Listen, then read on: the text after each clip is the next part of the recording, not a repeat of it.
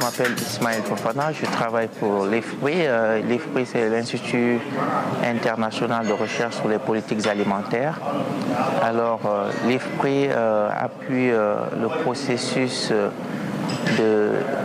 d'élaboration et de mise en œuvre des politiques nationales d'investissement agricole à l'échelle de l'Afrique, donc y compris les pays de la CEDEAO.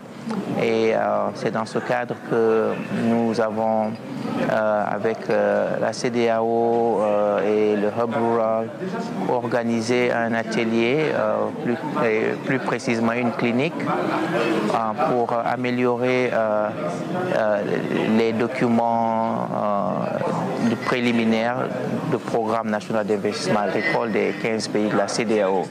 L'objectif final de tout cela est de s'assurer que les pays ont un document, un programme national d'investissement agricole qui soit basé sur les faits, qui soit basé sur les preuves, de telle sorte que nous essayons ensemble de maximiser la chance de succès de ces documents. C'est en juin 2016, fin mai, début juin 2016, que l'ensemble des 15 États membres se sont retrouvés à Abidjan pour lancer ce processus que tu évoques. Alors, depuis lors, le processus est en cours.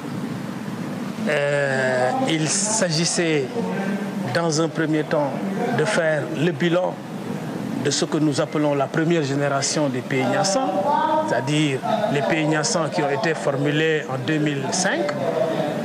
Donc 10 ans après 2015, avec la déclaration de Malabo, se clôturait la première génération et il fallait ouvrir une seconde génération sur la base, comme j'ai dit, du bilan de la première génération. Alors quand les pays ont fait le bilan de la première génération, ils ont entamé la phase de planification stratégique de la seconde génération. Après la planification stratégique de la seconde génération, ils ont dégagé des plans opérationnels selon les pays, 5 ans, 10 ans, etc. Et puis par la suite, ce plan opérationnel a été budgétisé, a fait l'objet d'une analyse économique et financière et a fait, n'est-ce pas, l'objet d'une planification en fait en termes de communication, mieux communiquer autour de cela.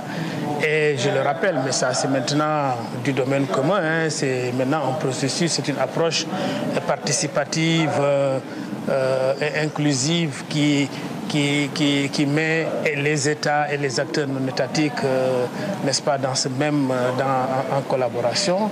Les acteurs non étatiques, c'est les organisations de producteurs, ce sont les organisations de la société civile rurale, ce sont les organisations du secteur privé rural et ce sont les partenaires techniques et financiers qui interviennent dans le monde rural. Voilà, donc tout ce processus, pratiquement l'ensemble des États l'ont bouclé. Alors, on est passé, quand ils ont bouclé ce processus, ils ont procédé à ce qu'on a appelé, n'est-ce pas, l'adoption technique. C'est-à-dire toutes ces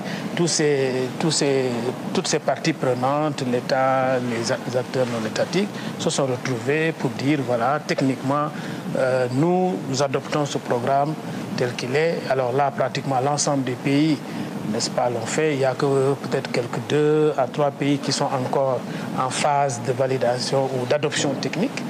Après cette adoption technique, ils sont passés à la validation politique. Là, on va dire pratiquement une bonne moitié des pays ont déjà fait ça au haut niveau. Souvent, quand je dis haut niveau, c'est souvent la primature qui a présidé ces ateliers de validation politique. Alors, maintenant, les 5 États les plus avancés, après cette validation politique, sont en train de mettre en place les conditions nécessaires à la mise en œuvre, n'est-ce pas, des documents politiques.